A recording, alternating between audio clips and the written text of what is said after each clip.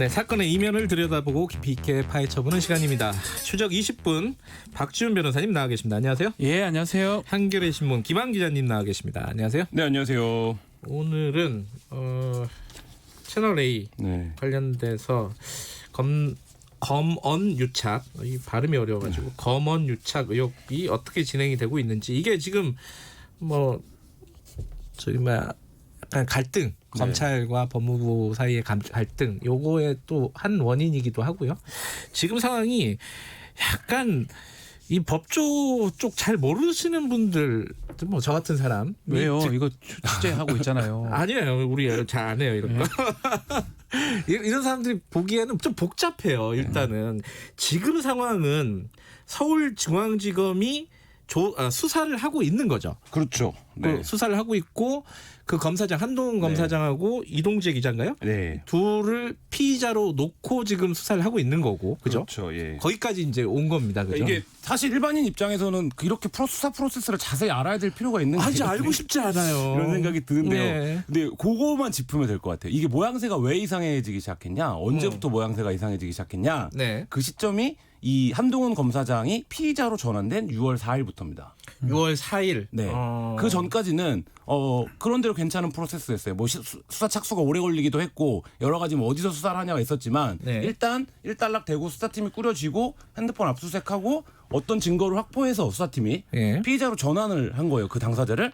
자, 그러면 그 다음 단계는 뭐야겠습니까? 당연히 불러서 조사를 하고 어떤 혐의가 있는지 입증하고 이렇게 수사의 속도를 내면 되는데 6월 4일 날 어떤 모종의 증거를 확보를 해서 수사팀이 이 검사장을 피의자로 전환하니까 갑자기 이 수사를 뭐 자문단을 열어야 된다, 아니면 이 수사가 적당하냐, 이런 논란이 불거지기 시작한 건데 전체적으로 이 사건을 뭐 다 이해하신다기보다는 그 시점이 굉장히 중요하다. 6월 4일. 그렇죠. 이게 이렇게 윤석열 총장 입장에서 봤을 때는 측근이지 않습니까?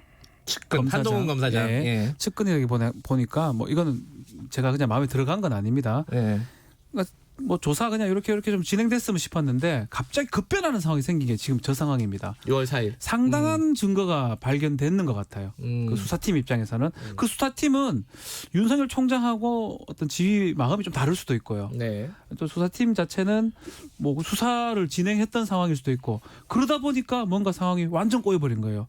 대검이고 서울중앙지검이 있고 수사팀이 있는데 뭔가 이거는 좀 새롭게 서울 수사팀이 윤석열 총장 말을 안 듣는 모양새가 지금 돼버린 그런 경우입니다. 약간의 이게 약간 데자뷰 같은 게 있어요. 윤석열 총장이 수사를 할 때, 예전에 총장이 아닐 때 비슷한 일이 있었잖아요. 본인이 댓글 수사할 때 요랬습니다. 그렇죠. 예. 근데 그때보다 지금 윤석열 총장 입장이 더 궁색한 건 뭐냐면 수사팀을 꾸리면서 지휘와 개입을 하지 않겠다고 했어요. 그래서 이 수사는 부장단 자문회의에서 결정을 해라라고 했으면 지금 이제 박지훈 변호사님 말씀하신 것처럼 수사가 진행 중일 때 판단은 수사팀이 하는 겁니다. 그러니까 수사팀이 수사의 필요성에 따라서 이러저러한 조치들을 하는 거예요. 근데 물론 지휘를 받아야 되기 때문에 영장을 청구한다든지 이럴 때 이제 위 상부에 보고를 하고 이른바 이제 결재를 기다리는데, 지금 어떤 얘기까지 나오고 있냐면 이 채널A 기자에 대해서 구속영장 청구를 했는데 일주일 넘게 결재가 안 난다라는 얘기가 나오고 있어요. 이건 수사팀과 결재 라인밖에 사실 모르는 얘기죠. 근데 이 얘기가 나온다는 건 뭐냐면 수사팀이 이미 이 수사가 모양대로 안 가고 있다라는 거에 대한 상당한 불만과 반감이 언론을 통해서 이미 나온 거예요. 그 얘기는 뭐냐면 윤석열 총장이 이미 지휘나 개입을 하지 않겠다고 선언을 했지만 사실상 어떤 형태의 대리 권력이 됐던지 모종의 프로세스를 통해서 지휘와 개입이 됐고, 그건 뭐냐? 자기 최측근에 대한 수사에 대해서 거부 반응을 지금 보이고 있다는 걸 수사팀을 통해서 반응이 나온 겁니다. 그렇죠. 그래서 결국은 지금 말씀하신 대로 영장은 지금 진행이 안 되고 있는 거고요. 있어요. 안 되고 있고, 그 한동훈 검사장에 대한 그 압수수색은 진행이 된 거고요. 그렇죠. 거기까지는 진행이 된 거고. 그런데 그 사이에 지금 수사 자문단이라는 게 열리게 됐어요. 전 변호사 하면서 참 별의별 게 다 있구나. 변호사가 이 정도는 알아야죠. 아니, 잘 쓰기가 어려운 거예요. 어렵다는 거죠. 뭐 검찰 출신들은 이런 걸 잘 알고 있는지는 모르겠지만 일반인들, 아주 일반인들은 이런 것들을 알 수가 없습니다. 수사심의위원회 삼성에 썼던 거, 그것도 저는 사실은 그냥 개념적으로 알고 있지 그걸 쓴다고 생각을 아무도 못했거든요. 그러니까 삼성이 썼던 거는 기소를 할지 말지를 그렇죠. 그 심의위원회에서 한번 보자는 거잖아요. 전문가가 구성된 시민들로 구성된 네. 그런 거기서 한번 보고 그거를 참고 사항으로 받아들여서 기소할지 말지 결정을 하는데 네. 이 수사 자문단은 진짜 뭐예요? 이거 이거는? 진짜 이거를 쓰게 될지는 수사 자문단은 이게 법리가 좀 애매할 때 기소가 가능한지 이게 혐의가 입증되는지 법적으로 맞는지 안 맞는지 그것을 판단하는 기관입니다. 근데 사실 이건 어떻게 되냐면 수사팀하고 어떤 지휘 라인하고 충돌이 생겼을 때 네. 이거는 무슨 범죄 될 것 같은데 수사팀은 지휘는 안 된다. 예. 이럴 때 이런 전문 자문단한테 조언을 얻거나 권고를 받는 거거든요. 네. 독특합니다 이거. 공갈미수 이게 뭐라고 이게. 이거를 갖고 더더군다나 이 기자가 네. 피의자인 이 기자가 자기가 요청해요. 나 이거 좀 이상하다. 원래 피의자가 하는 거 아니에요? 아닙니다. 수사팀이 요청을 하면 총장이나 윗선에서 결재를 하는 그런 시스템으로 가야 되는데 이상하게 피의자가 좀 이런 말씀이 그렇지만 조금 건방지게 그냥 판단을 받으면 되는 자기가 요청을 했는데 또 이상한 거는 오케이 잘 요청했습니다. 받겠습니다. 자문단 꾸리십시오. 이게 된 거거든요. 피의자의 인권이 중요하니까요. 인권은 중요한데요. 이 프로세스가 네. 수사팀이 지휘부하고 충돌됐을 때 이런 것들을 이용하는 제도인데 피의자가 이걸 이용한다는 거는 이해가 안 되고 더더군다나 피의자가 이래 하면 예전 같은 시스템이라면 피의자가 뭐 이런 걸 하느냐 기각이 되거나 받아들이지 않을 건데 옳거니 하면서 이게 받아들여진 거예요. 이게 저는 이상하다는 거죠. 꼭 받아들이지 않아도 되는 거죠. 이건 선택의 문제예요. 선택이죠. 뭐 그래서 재량권인데 예를 들면 이런 거죠. 저도 뭐 취재를 하면서 수사자문단을 어떨 때 얘기를 보통 듣냐면 수사팀이 열심히 수사를 뭐를 해요. 네. 근데 기존의 판례나 지금까지의 어떤 기소 정도에 비해서 이걸 좀 다른 사건, 훨씬 더 중한 사건으로 만들어야 된다. 그랬을 때는 지휘부에서는 당연히 그렇게 판단해줘요. 법은 판례가 중요하고 네네. 지금까지 관행이 중요한데 네. 그렇게 갈 수 있겠냐라고 하면 폭넓은 말하자면 수사자문단을 꾸려서 뭐 네. 바뀐 법감정이라든지 아니면 새롭게 적용할 수 있는 어떤 법리라든지 이런 거에 대한 검토를 통해서 이렇게 기소한다. 네. 이렇게 할 때 이제 우리가 수사자문단의 협조나 조력을 받았다. 이렇게 얘기하는 경우들은 봤는데 지금 이 경우는 반대의 경우죠. 그러니까 예를 들면 이상하죠. 수사팀은 수사를 할 수 있는데 근데 피의자가 이 수사를 나는 수사자문단을 통해서 이 수사의 정당성을 검증받아야겠다라고 이제 주장을 한 건데 그 보통 재판 가서 하는 거 아니에요? 그렇죠. 그걸 따지면 모든 형사 절차에서 수사자문단이 나와야 됩니다. 이 워딩이 한 가지 중요한 건 한동훈 검사장이 자기 그 휴대폰에 대한 압수수색을 한 날, 네. 압수수색을 당한 날 뭐라고 했냐면 지금 중앙지검의 수사 정당성에 문제를 제기했어요. 이게 정당한 수사인지 의문이다. 여기도 피의자거든요, 역시 신분이. 근데 더군다나 지휘명령 체계 안에 있는 검사인데 이렇게 얘기를 한다라는 거죠. 자기에 대한 수사가 되니까. 근데 또 다른 핵심 피의자는 아예 민간인 신분인데 이 수사가 부당한 것 같다며 자문단을 요청해달라고 하는 거는 사실 뭐 주객이 전도된 거죠. 뭐 어차피 이 기자가 한 건 아니고요. 변호사가 이제 아이디어를 낸 거겠죠. 그렇겠죠. 변호사 역시 아주 측근에 있었던 변호사, 검찰 출신의 변호사입니다. 주진우 변호사. 이름 얘기해도 됩니까? 예, 뭐 많이 알려졌는데요. 뭐 주진우 라이브도 있으니까요. 주진우 다른 사람이 있다. 다른 사람 주진우 변호사인데 헷갈리시면 안 됩니다. 측근이었던 네. 최근에 이제 그만뒀던 사람이기도 하고요. 예. 이해관계가 사실 일체예요. 뭐 그거는 제 생각이긴 하죠. 윤석열, 한동훈, 주진우. 그렇기 때문에 그런 어떤 제도를 알고 있고 그 제도를 신청을 했을 때 받아들이는 과정까지 일사천리가 돼버렸거든요. 사실은 그게 맞아요. 강원랜드 사건에서 수사팀하고 지휘부하고 되게 충돌했습니다. 네네. 기소해야 된다. 기소하면 안 된다. 그런 것들은 이제 이 전문 자문단을 구성할 수가 있습니다. 근데 이런 사건을 갖고 이게 뭐라고 이걸 구성하는 건 안 맞죠. 이게 저는 그 생각이 들더라고요. 그 박사방 뭐 그 얘기 나오면서 이걸 범죄 단체 구성으로 그렇죠. 봐야 되냐 말아야 되냐. 이거 법리적으로 좀 어려울 때 이런 거는 한번 전문가들이 한번 볼 필요는 있겠다. 필요도 있긴 한데 저것도 재판 가면 알아요. 재판 가면 유죄 무죄 나오는데 뭐 이거 몇 마디 가면 뭐 할 때마다 이거 합니까? 어쨌든 그 부분이 조금 의아한 부분인데 어쨌든 진행이 되고 있습니다. 아직 구성도 안 됐고요. 네. 수사자문단 또 구성을 해야 되는 위촉하고 거잖아요. 있습니다 지금. 예. 이거 누가 위촉해요? 마찬가지로 대검에서 제가 검찰총장이 이제 자문단을 꾸릴 겁니다. 학식 있는 뭐 7인에서 몇 인까지를 꾸려서 영사법 교수라든지 그런 사람을 꾸려서 이제 할 걸로 보이는데 이 자문단에 그러면 총장의 어떤 입김이 들어갈 가능성도 있겠네요. 구성에서 하고 이게 두고두고 불씨를 남길 수밖에 없는데요. 그러니까 강원랜드 채용비리 수사에서도 전문자문단이 구성될 때 굉장히 검찰 내부가 시끌시끌했어요.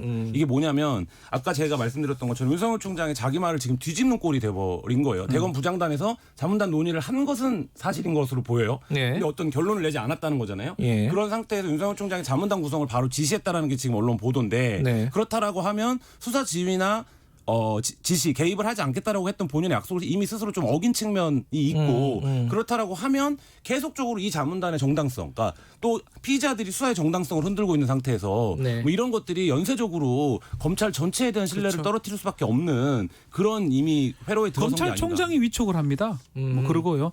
사실은 저는 이런 말씀 꼭 시간이 뭐 거의 다 된 것 같은데 드리고 싶은 게 아직 멀었어요. 모든 형사 사건에서 이렇게 꼼꼼하게 했으면 좋겠어요. 내 식구처럼. 그럼 사회적 비용이 너무 많이 들어가요. 내 채측근처럼 꼼꼼하게 하면 국민들이 얼마나 좋겠습니까? 모든 형사 사건에서. 피의자의 인권. 그러진 않아요. 우리 하나만 더 짚고 넘어가죠. 지금 뭐 검찰이 그러니까 수사팀이 녹취록을 확보를 했다. 녹취를 확보했다 그러는데 이게 이렇게 띄엄띄엄 기사를 읽으면 잘 이해가 안 되는 게 일단 해당 기자는 휴대폰을 포맷했든가 뭐 그랬잖아요. 그러면 없는 거잖아요.